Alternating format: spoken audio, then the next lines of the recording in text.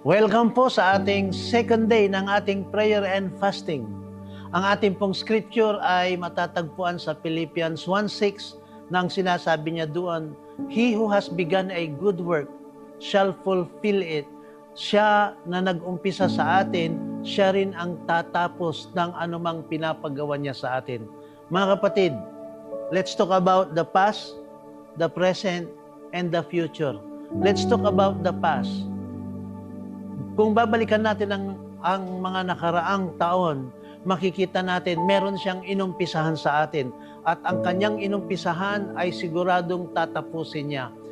He has begun a good work in us.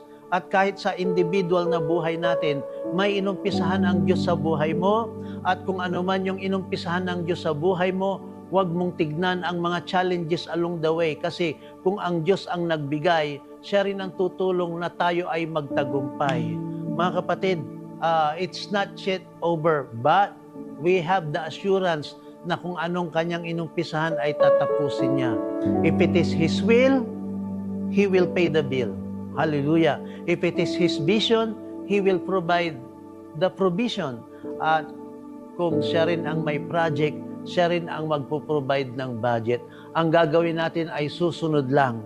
At kaya tayo nagpi-prayer and fasting upang i-facilitate ito, hindi upang makiusap sa Diyos, hindi mahirap kausapin ng Diyos, kundi maalis yung ating mga doubt, maalis yung ating mga unbelief, at ang ating mga spirito ay maging masunurin sa Kanya. Tandaan po natin kung anong inumpisahan ng Diyos sa atin, tatapusin niya.